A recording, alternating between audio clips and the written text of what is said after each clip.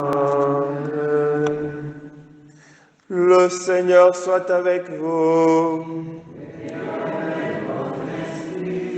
Évangile de Jésus-Christ selon saint Marc.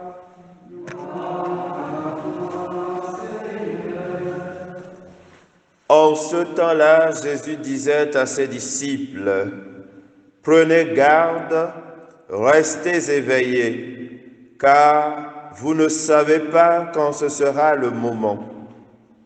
C'est comme un homme parti en voyage, en quittant sa maison, il a donné tout pouvoir à ses serviteurs, fixé à chacun son travail et demandé au portier de veiller.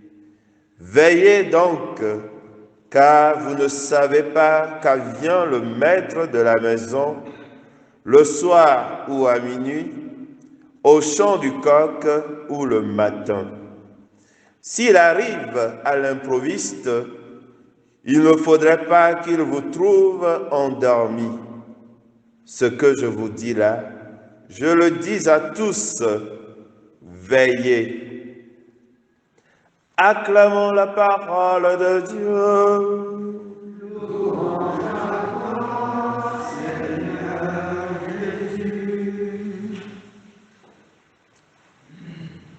Ah, si tu déchirais les cieux et si tu descendais, voilà le cri du prophète Isaïe en ce premier dimanche de l'Avent. Et je me propose de faire un exercice un peu fastidieux pour présenter ce que c'est que l'Avent, d'abord en tant que terme utilisé, ensuite situer l'Avent dans les temps ou le temps de l'Église, et enfin commenter un tout petit peu le mot veiller qui revient au minimum 3 fois dans l'Évangile et une fois avec une certaine transformation ou un préfixe, éveillé. L'avant vient du mot latin adventus et traduit deux réalités, venir et advenir. Venir pour le compte de Jésus, c'est déjà quelque chose qui s'est passé. Alors on pourrait se demander, mais si le Christ est déjà venu, pourquoi alors parlons-nous encore d'un retour du Christ, de la venue du Christ? Voilà pourquoi le mot peut être dit la venue ou advenir. Adventus, l'avant. Et dans la tradition chrétienne, justement, on distingue plusieurs venues du Christ. Il était déjà venu comme petit enfant dans la crèche à Bethléem. Il a grandi, il a été crucifié, il est ressuscité, il est parti. Ça, c'est ce que nous pouvons mettre dans l'histoire. Mais nous croyons aussi que tous les temps, Jésus revient. Jésus vient dans la vie de chaque personne lorsqu'il est accueilli. Mais il y a aussi la venue triomphante de Jésus que l'on imagine à la fin des temps que nul ne connaît. D'ailleurs, l'Évangile nous dit, quand il va revenir, on ne sait pas si c'est au chant du coq, on ne sait pas si c'est la nuit, on ne sait même pas si c'est le matin. Jésus nous dit, personne ne sait. Et on peut dire même que la venue, il y a une autre venue du Christ, c'est celle où, si aujourd'hui, par exemple, je devrais quitter cette terre ce jour-là, moi, le Christ vient pour moi personnellement, je le rencontre ce jour-là. Donc, les venues du Christ, c'est une venue dans l'histoire, une venue dans la vie de chaque personne, une venue au soir de notre vie. mais aussi une venue finale que l'on appelle la parousie, ou la venue glorieuse du Christ, quand le Fils de l'homme viendra sur les nuées avec les anges à ses côtés, comme Jésus même disait. Voilà la dernière venue, mais que personne ne connaît. Maintenant, le temps de l'Avent, comment se situe-t-il dans l'Église, dans la liturgie de l'Église, dans les temps de l'Église? Pour le comprendre, il faut retourner à l'origine du christianisme. Le christianisme tel que nous en avons hérité est fondé sur la résurrection du Christ.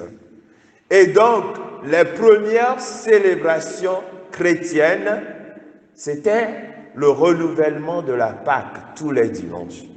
Vous retrouvez les traces de ce texte chez saint Paul, dans son épître aux Corinthiens, dans d'autres. Vous le retrouvez dans les Actes des Apôtres. Le jour du Seigneur, ils se rassemblaient.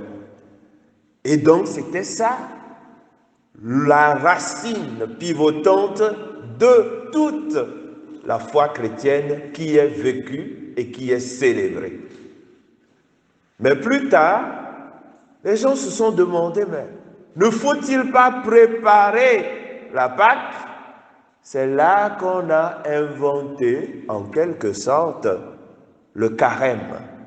Donc, nous avons le temps de Pâques qui va de la Pâque jusqu'à Pentecôte, où nous sommes vêtus de blanc. Mais ensuite, on a rajouté le temps de carême, 40 jours avant Pâques.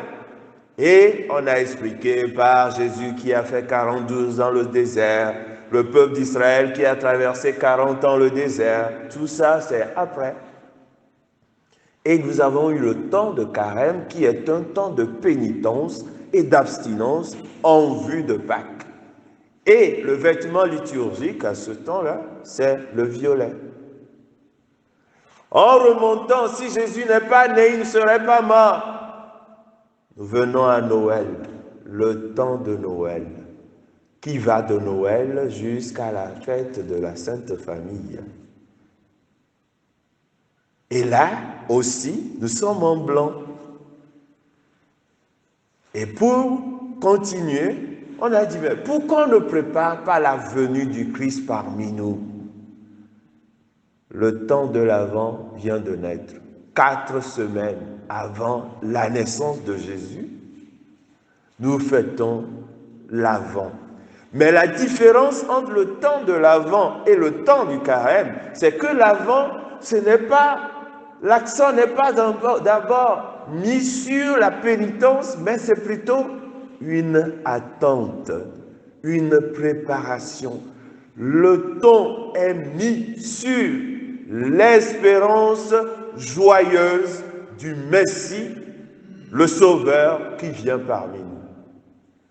Et c'est là Isaïe revient dans toute sa splendeur. Lui, le premier prophète, a parlé précisément du Messie, à nous introduire dans une dimension nouvelle quand il dit « La jeune femme concevra et enfantera un fils, et on l'appellera Emmanuel, Dieu avec nous. »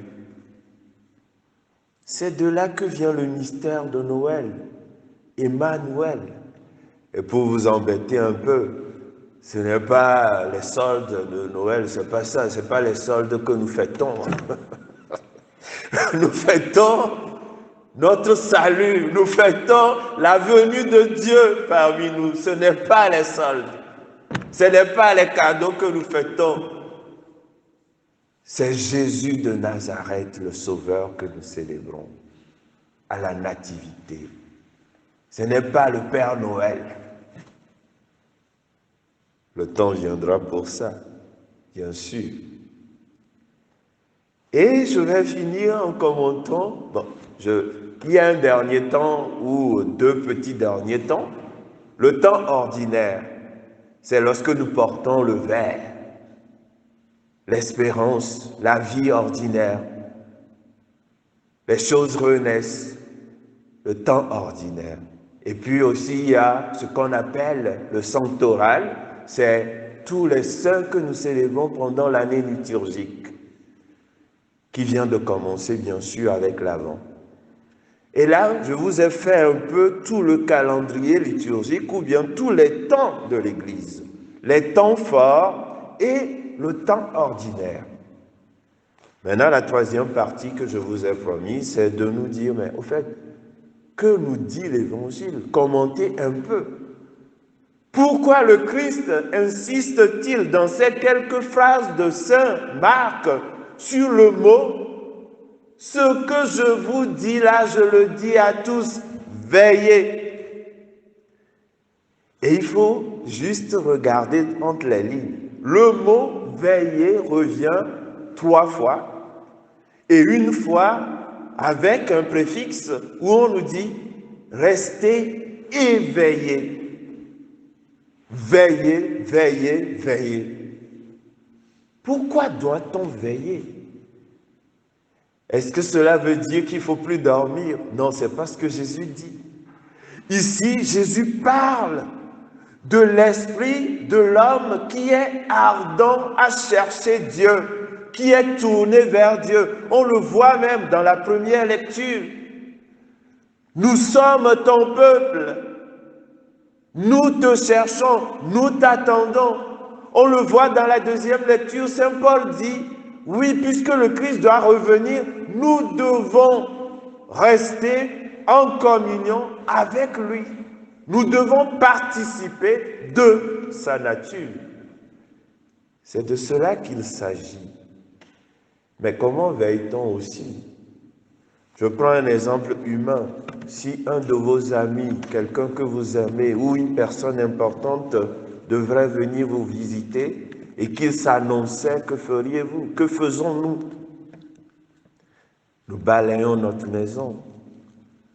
Nous passons l'aspirateur. Nous enlevons la poussière, les toiles d'araignée. Les couverts sont astiqués. Parfois, nous mettons des fleurs.